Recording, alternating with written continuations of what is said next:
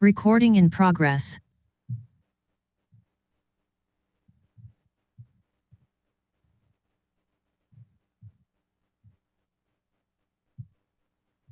Good afternoon.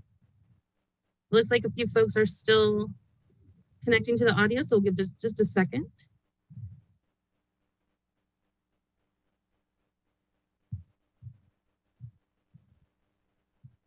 And then we'll get started. Hi, I'm Lisa Tellis. I'm the PR manager for IU Health, and thank you for joining us today. I'm going to start today's briefing by asking for introductions from the IU Health team first, and then the Department of Defense team as second, and then we'll get started into the situation briefing of what's happening across the IU Health system, our hospitals, and with the support from the U.S. military. So first, IU Health team, will you please introduce yourself? Chris Weaver, I'm the Chief Clinical Officer for IU Health. Hello, I'm Mark Luchtemeier, the Chief Medical Officer for Adult Academic Health Center. Lieutenant Commander Gibney, can you go ahead and start with your team?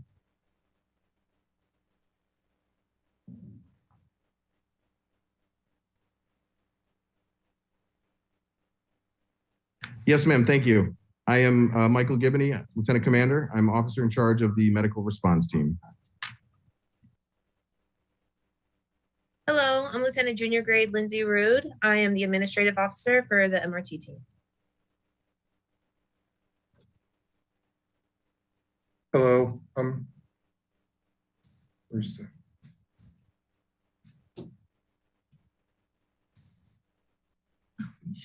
We can hear you. Hello, I'm sorry. I'm Senior Chief Hunter. I'm the Senior Enlisted Leader for the MRT team.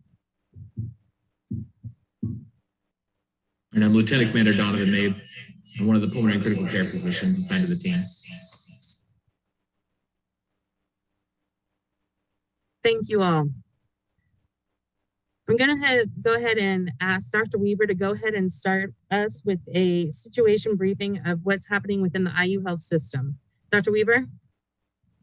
Thank you, Lisa, and thank you all for being here today, and especially to the Department of Defense. To summarize what's going on across our health system at all 16 of our hospitals, we have had obviously gone up and down with surges over the last 2 years now, and are in the middle of a really high surge currently. We have 551 COVID patients in the hospitals across our health system. We are seeing a high death rate of over 6 patients a day across our health system passing away. We have a total, it's not just COVID patients that we're dealing with currently. So the 551 is the highest number that we've had in our inpatient arena across our health system to this point over the last 2 years. In addition to that, we're very busy with all other illnesses as well. So we have a total census of over 2,020. I think it's 2,028 today. We're functioning at all of our hospitals in the 120% capacity range of normal staff bed capacity. We are stretching to do anything and everything we can for Hoosiers across the state. We are, our workforce has been really strained over the last 2 years, as you can imagine. And like everyone else in the country, healthcare and not, we do have a workforce shortage that we've seen. And that's especially exacerbated within healthcare across the country. And we're not immune to that. We are short, and our providers are tired, and caregivers are tired, and they've been working extra hours and taking care of more patients over the last 2 years than ever. And I'll go ahead and answer the question that comes up frequently of how much of the workforce shortage or strain comes from the vaccine requirement. I will tell you that's not what's leading to our healthcare workforce shortage, at least in our health system. We've had a total equivalent, clinical FTE equivalent of just over 2, so 2.3 FTEs total that we've lost due to the vaccine requirements. So we are strained, we are short, we are working well above capacity with a lot more patients than we typically have. And really proud of our team for what they've done.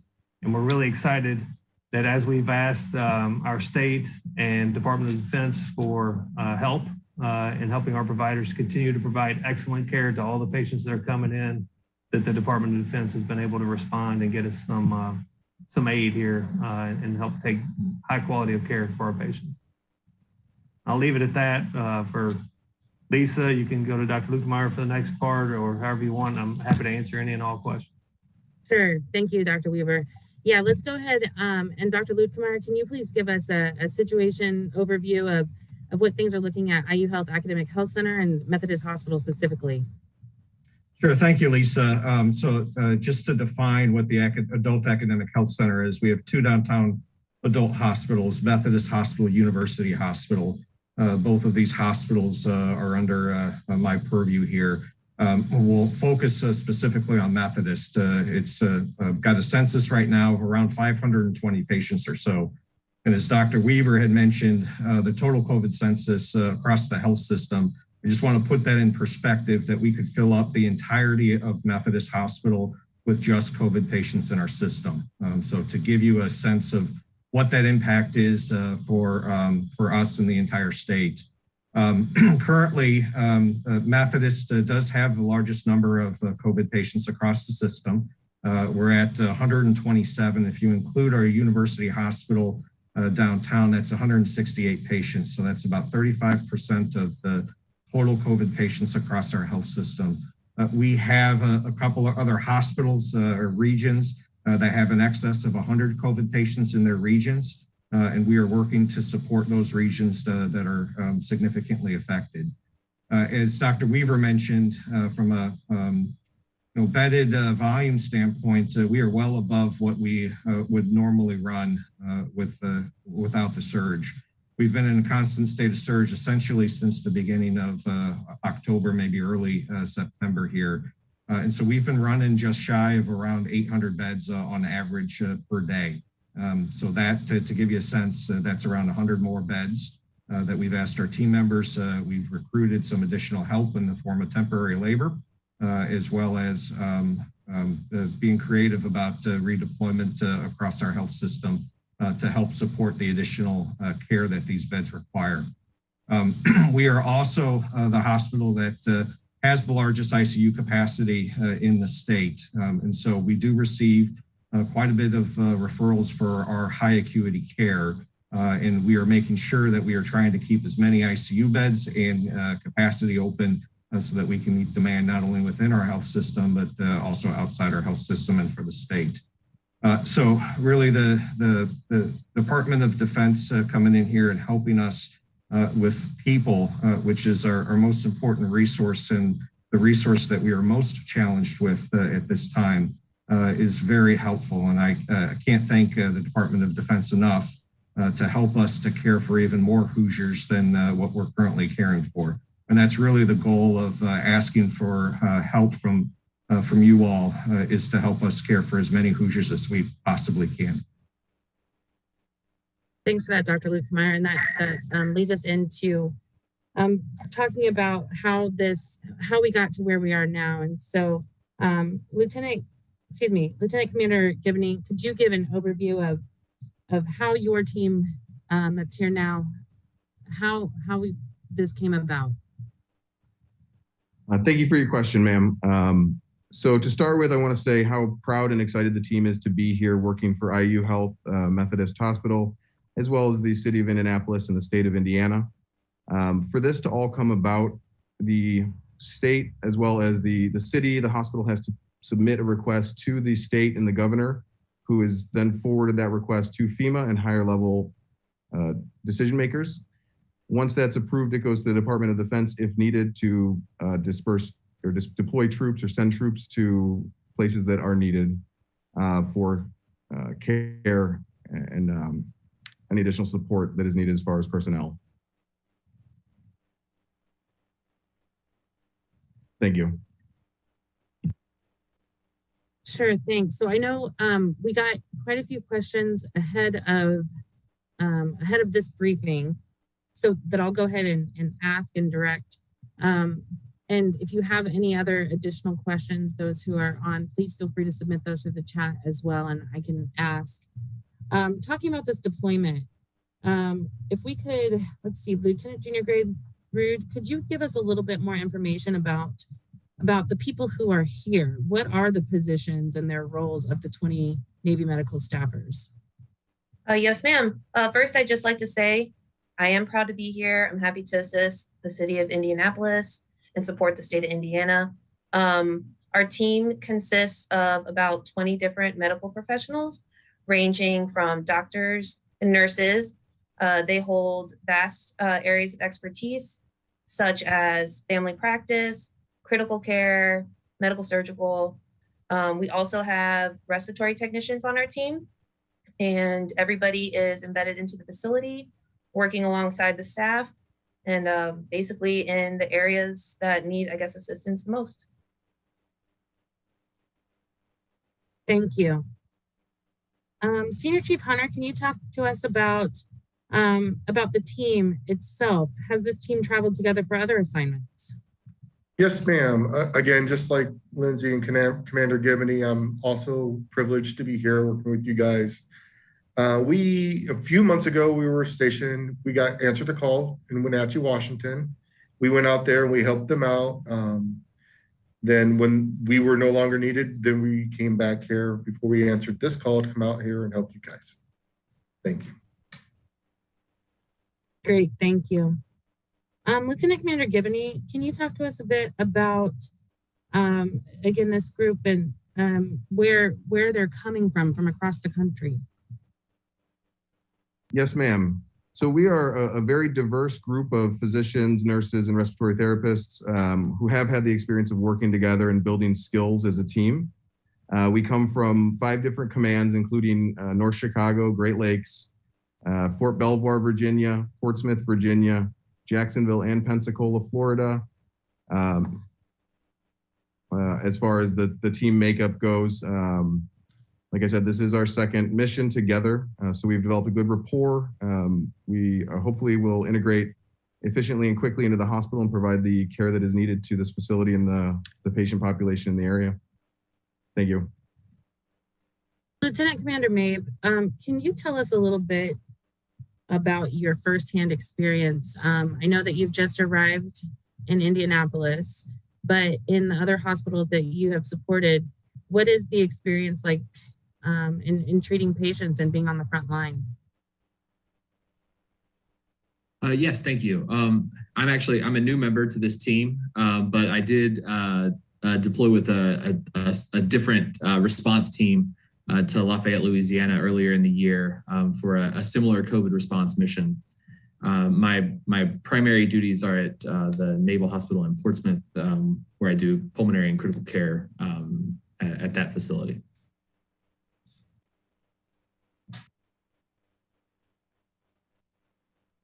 Thank you.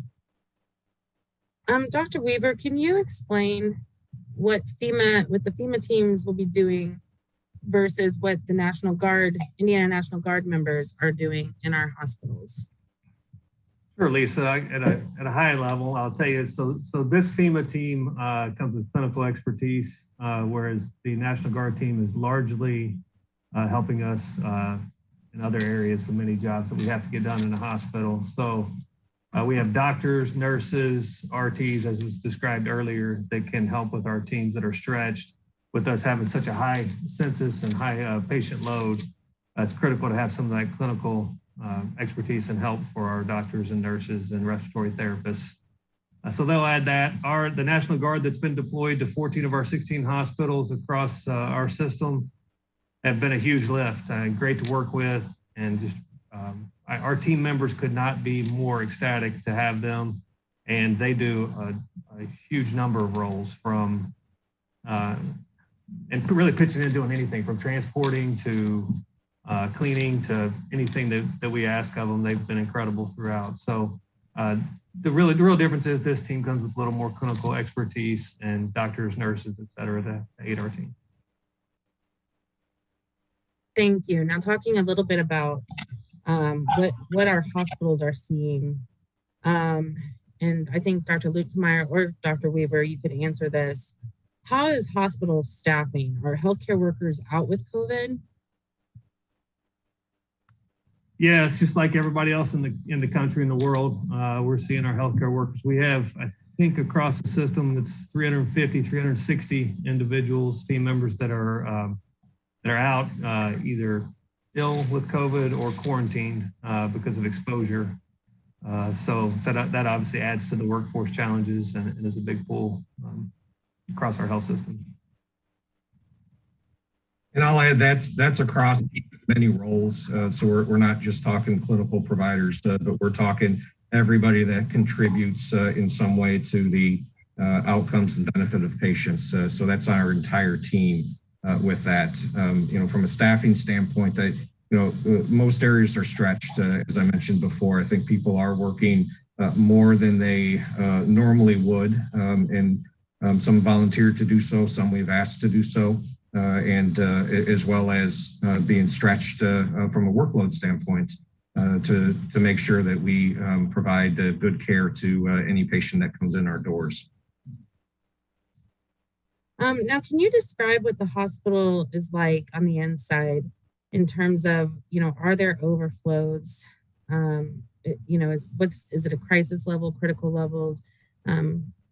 What's the picture on the inside? Very busy. One of the things so it depends on which hospital I think you go into across our health system. There are different challenges with each of those. So some of our regional hospitals don't have any physical space to put patients.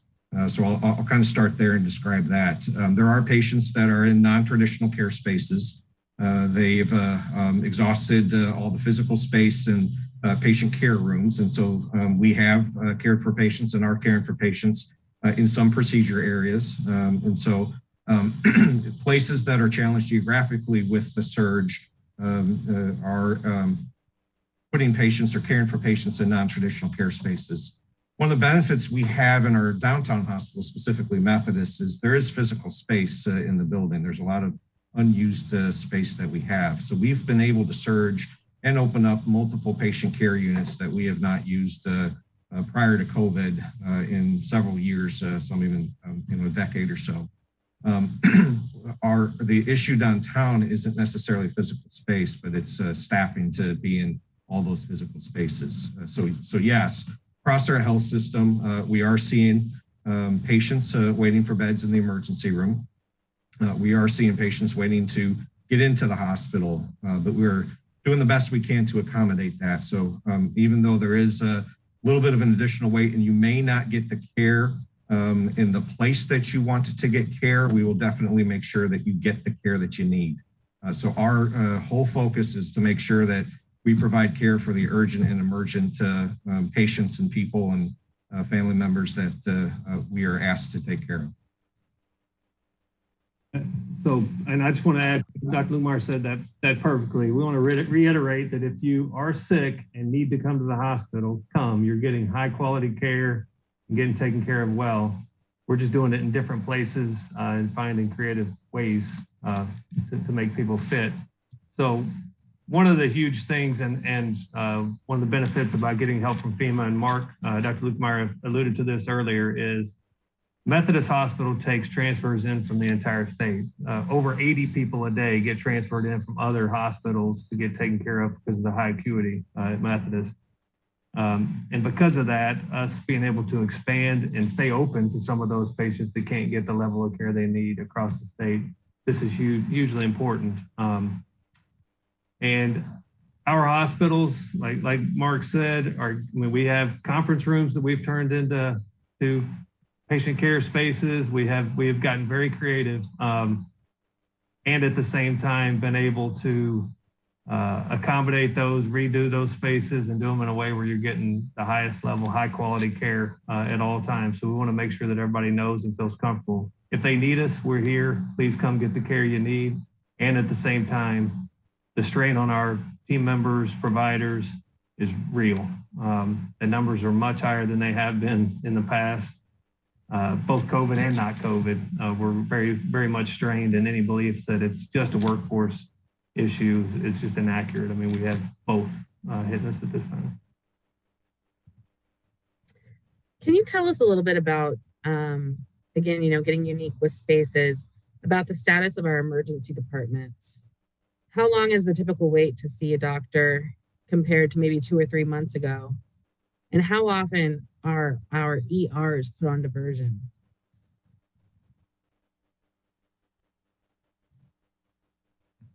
So it's hard for me to answer what the wait time is because one, I think it depends on the time of the day.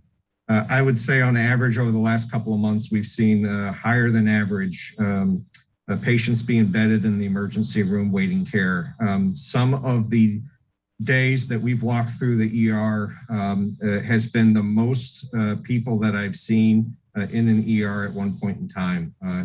In my career, I've never seen it as busy or as full as I have seen it, in the last month or two. There is, across the health system, I think the wait times and our ability to care for patients down in the emergency room do drive some of the diversions. I'd say over the last 3 weeks or so, including ourselves at times, we have seen hospitals on higher rates of diversion than we've seen. So since really the beginning of December, I'd say with the exception of the last 2 days, we've seen much higher rates of diversion across the entire state, and not just our metro region, for both our large and small hospitals.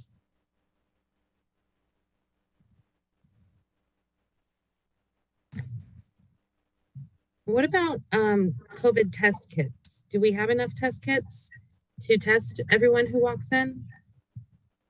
And do we need a doctor's order? All right.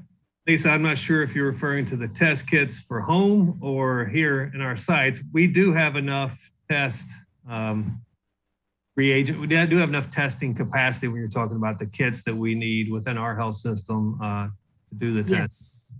Our biggest strain in that part, again, comes back to people. It's having enough people to set up enough sites to be able to do that testing and get it done. We have, again, over 2 years, we've learned a lot, and we've been able to set up a lot of capabilities, and I'm really proud of our system and really all the health systems across the state and country. And we are set in a good spot of putting the resources together to be able to get the test done. The people part is the strain, and that's one reason we're so excited and thankful to the Department of Defense and National Guard to help us with our staffing and people strain. And Dr. Weaver, can people walk in, or do they need a doctor's orders for that? I think it depends on where you're going, but we have walk-in sites across our system that allows people to walk in and get a test done. Same thing as far as getting vaccinated. No, that's great. Thank you. Dr. Weaver, I'm going to stay with you. Can you talk about IU Health suspending elective surgeries? And are we currently doing that? And for how long? We are. And we have been. So I will say, and Dr. Luke Meyer can speak to specifics of this in the downtown area, but the Academic Health Center has been suspending or delaying surgeries of that sort since August, and really been dealing with this surge and unable to get to a large number of surgeries that we would like to get to because, again, remember everybody, elective is an iffy term when you start talking about surgery. We don't do surgery for fun. And so people that need that surgery might debate the elective term, but we have really worked hard across our entire system to look at the cases and do our best to triage those that might be less urgent or emergent and wait on those so that we can get to the surge that's hitting us at the moment. And that's been going on for months for us. We got another question in the chat from what we're describing on our patient census and staffing. How much of an impact will 20 Navy clinical personnel help in handling this surge? So I want to be transparent, honest, and thankful all together. So in reality, to the point, we could use that times 20, obviously across our system and across the state, and much more than that across the country. So, it's not going to meet near what we would love to see. And at the same time, 20 clinical experts to plug in and work as a part of our team, hand in hand with our team in the downtown area. will allow us to expand a great number of beds. Dr. Luke Meyer already spoke to the fact that we have already expanded up over 100 beds at Methodist in the downtown area. And you're going to open up many, many more beds with these resources and this partnership, which is going to allow us to, again, get patients out of the emergency department upstairs, get people in and transfer from smaller hospitals with some different capabilities. And so it's going to be a big help. Dr. Luke Meyer, anything to add to that? Yeah, I'll also add for each individual patient that help is huge. If you have a provider that's able to take care of you that we otherwise would not have, for any individual patient under the great care of our Navy colleagues is an absolute game changer. And not only is it the 20 person clinical team member, but they also extend our team and our staff to be able to have more ability to care for other patients. So I wouldn't look at it just as a small 20 person team. I think the impact of having a new set of providers in the environment is to uplift to know that there's some additional help alongside patient care.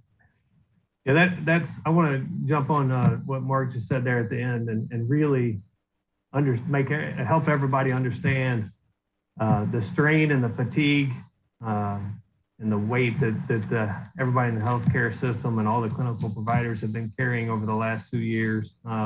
It's real. I mean, there's been a real huge burden on that team, and they're tired and it's tough. And seeing great teammates like this and great partners like the Department of Defense team come in and work hand in hand with them to pitch in and help helps. I mean, not only does it help for those individual patient care, but it helps for the morale and the strength and just the feeling of support that our team members have.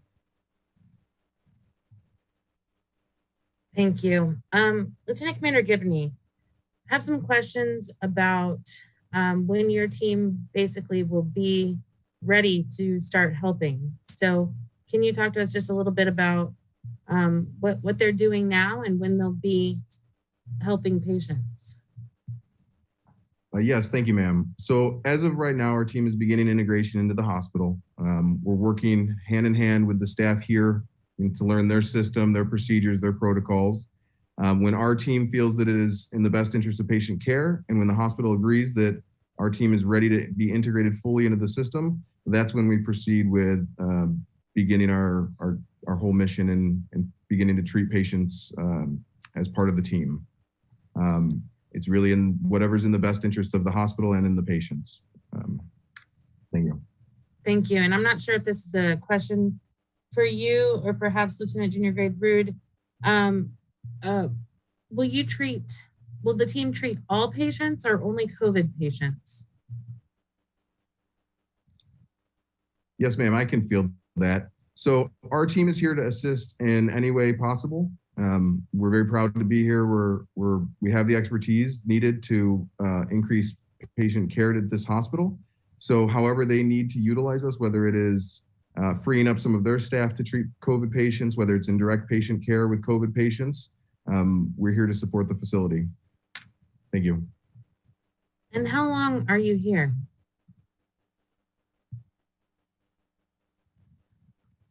So our mission is approximately a month. We will stay for as short or as long as the state, FEMA, and the Department of Defense deem that there is need. We're more than willing to help out as much as we can. Thank you. Dr. Weaver and Dr. Luke Meyer, back for some questions about surgeries. For outpatient surgeries, are those patients still being kept for observation periods, or are they being sent home due to lack of beds? Well, I'll take that first and let Dr. Weaver. I'll say first priority is high quality of care. So if somebody needs a bed, they stay in the hospital and get the care they need. And then I'll follow that with a couple of things. That's really the big criteria that we've been looking at these outpatient surgeries with. If it's one that typically needs a bed in the hospital and we looking at it, our best judgment is that it's not urgent or emergent, those are the cases that we're waiting on. If if, or have been waiting on for months so that we don't take up hospital beds as well as our team members. The other thing that I will say is we've been working hard to expand care for Hoosiers across the state in any way possible and really have expanded new means of care that we had just been testing prior to COVID and these high census numbers. So we do have hospital at home. We do have different home health care methods of where we're able to provide high quality care to patients that may be going home that we might have kept longer before. But we've really worked hard to wrap our arms around them and provide that care at home when needed. But for these surgical patients, if they have an emergent need and we need to do the surgery and they require a bed, then they stay in the hospital. Mark, anything to add there? No, nothing to add. Thank you. And a question about antibody treatments. Due to low supply, other hospitals are supposedly considering limiting antibody treatments to those who are unvaccinated because vaccinated inpatients have stronger immunity. Is IU Health seeing a low supply of antibody treatments? And if so, is IU Health considering limiting COVID-19 treatments during this latest surge? Mark, you want that one or you want me to take that?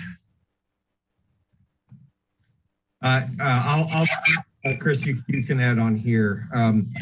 We do have the demand for antibody treatments has definitely gone up with this most recent surge. We do not have enough antibody treatment to treat everybody that would meet an indication for.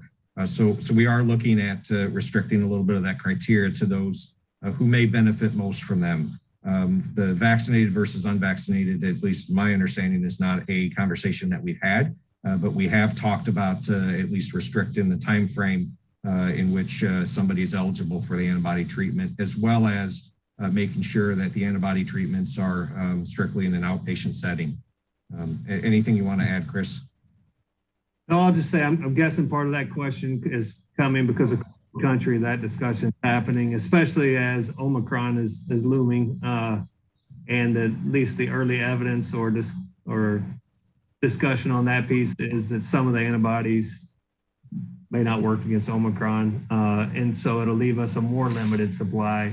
And so that conversation about vaccinated, unvaccinated, and how to restrict it even more is going on. We have not restricted based on vaccination status to this point. I'm aware of all those conversations. I'm aware of how that's gone on around the country. You know, our first priority is to provide the highest level, high quality care for all Hoosiers as many people as we can.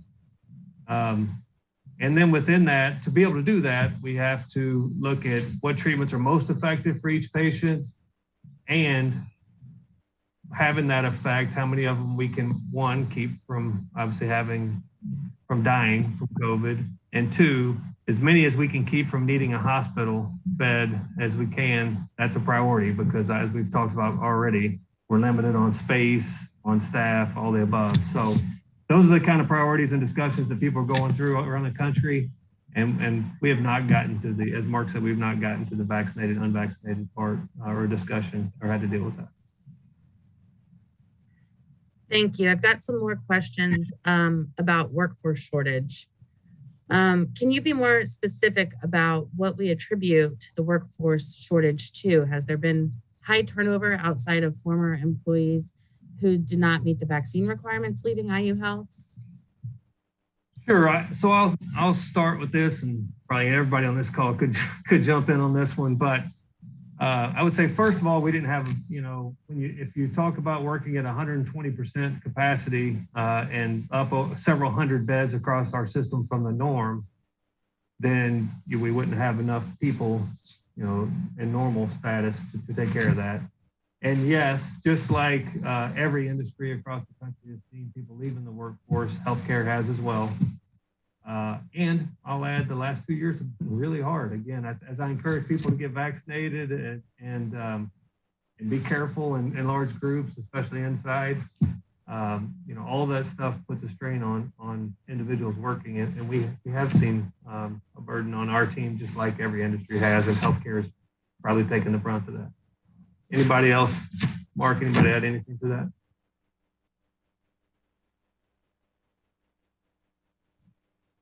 I think when we talk about surge, we initially talked about surge as a really time limited period. I mean, I don't think anybody in healthcare with the availability of vaccines would have thought that we would have gone through 3 or 4 persistent surges here.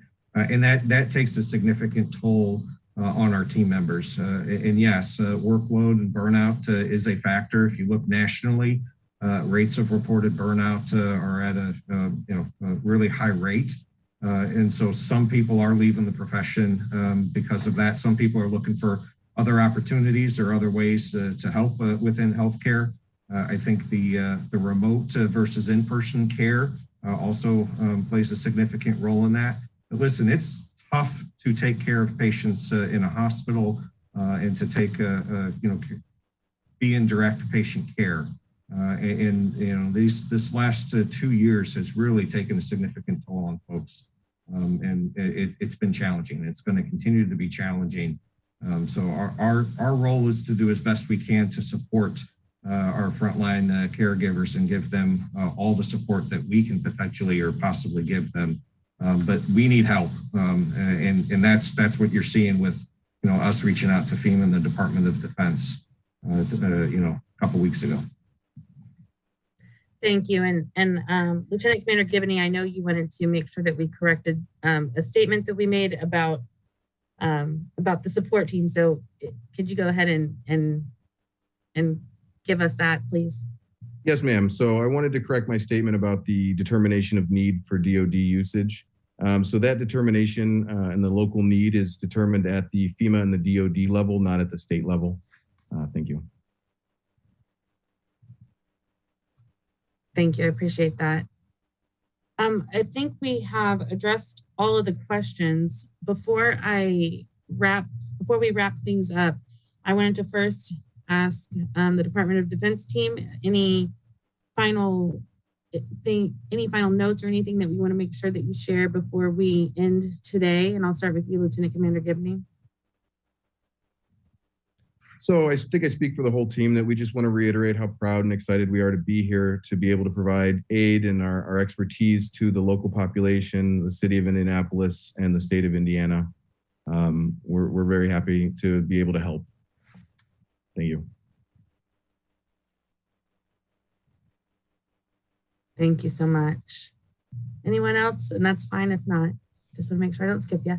Okay. Let me make one more comment if you don't mind. Absolutely.